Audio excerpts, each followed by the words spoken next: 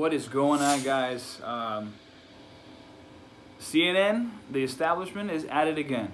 I'm going to show you a quick clip from CNN's power rankings, and let's see if you notice something really strange in their top 10.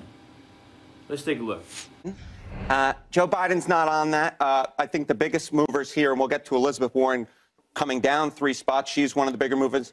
Sherrod Brown, also one of the bigger movers. I would really say that there's kind of like a line here whereby I would group 6 through 8 together, and then 9 through 10. I don't think that these two are really in the same class at this particular point or tier at this point as these 3 are. And that's based on the polling that you've seen, based on the endorsements, based on the activist support. Right, that's exactly right. We're looking at a slew of different factors, and while it's not necessarily a statistical model, all of these different factors are being taken into account in our rankings. I mean, like, Kirsten Gillibrand is really nowhere in the polls. Julian Castro is really nowhere in the polls. A lot of people aren't really searching their names on Google, and they haven't really pulled a lot of endorsements. Okay, so show us the top 5. So let's look at the top 5, 1 through 5, and this is where we see some big movement going on here. And this one in particular, which we'll be talking about, Bernie Sanders has seen a lot of movement going up.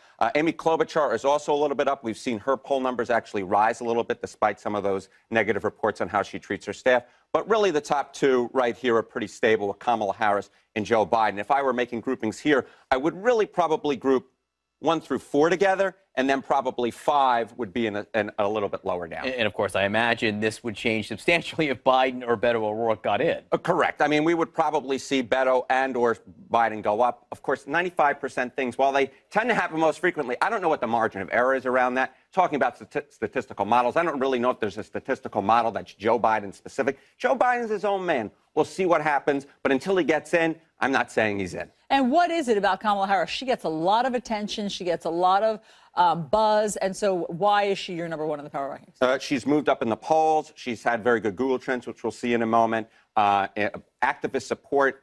Seth Maskett, who's a political scientist, has asked people in the early states, these activists, who they might consider supporting, and she's very high up on those lists. All right, funds. There's been some impressive fundraising hauls for some of these candidates who jumped in. Yeah, so let's look at the story of why is Bernie Sanders up. And I don't know if you guys caught it, but if you go from, you know, he bracketed out from 6 to 10 or whatever the case, and then 4 to, you know, the top there.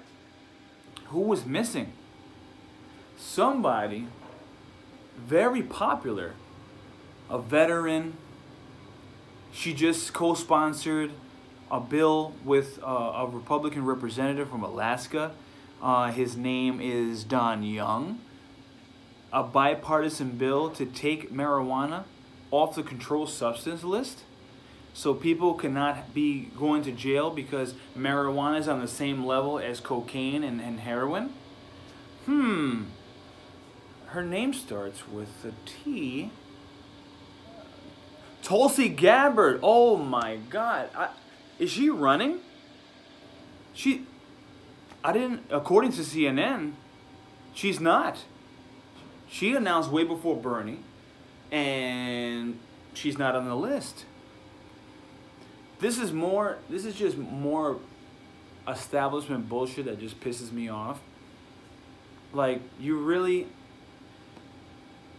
Amy Klobuchar, Cory Booker, Gillibrand, like, all those people are higher than Tulsi Gabbard? Like, she didn't even make the top 10? Are these people serious? This woman has, I mean, put forth bills. I mean, groundbreaking bills. Like, let's see, our tax dollars not funding terrorists directly or indirectly, like Syria, Afghanistan, bombing 8 different countries. You know, bills like that. You know, she's sponsoring those. She's sponsoring marijuana bills. She's sponsoring, co-sponsoring stuff for veterans. This woman has been sponsoring bills and passing bills with the other side, bipartisan bills, and she doesn't make the list. I did a video last week that literally, was it last week or maybe 2 weeks ago, that there was literally a poll that had her at 0%, and had someone else on the bottom. It says someone else at 5%. Like, this is unbelievable. Like, she's literally, this is CNN blackout. What? And also, I don't know if you guys know, she has a town hall this Sunday. This Sunday coming up, she has a, I believe it's this Sunday. Correct me if I'm wrong. I'll fix it in the comment, in the description if I am wrong. But she has a town hall coming up, and has no promotion for it. And she's wedged in the middle. They have three. They don't give her own on one day. They have her on Sunday evening at 8 o'clock between a guy nobody knows and another guy that nobody knows. So you're gonna have this boar fest. This is all part of the game. It's all part of the game. You have a boar fest that nobody knows. Then you're gonna have Tulsi Gabbard, because the viewership is gonna go down. They're not gonna wait, and they're gonna forget to come back at 8 o'clock to go see Tulsi. This is the game. And then if they do catch her, they probably catch her at the end. It's almost over, so you don't see it. This is all a game. Like, Tulsi is taking on the establishment. She's taking on the war machine. She's talking about non-interventionist wars. This is big stuff that the establishment should be talking about, and not talking about. They're not talking about it. You know why? Because they're all bought by the same puppeteers, the military-industrial complex, and they're all pro-war. President Trump, I agreed with taking out our troops from all over. Take them out, bring them home, let them be with their families.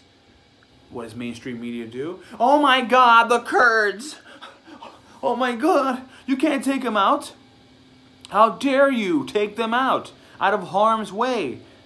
How dare you not bring them home to their families? All of a sudden, pro-war.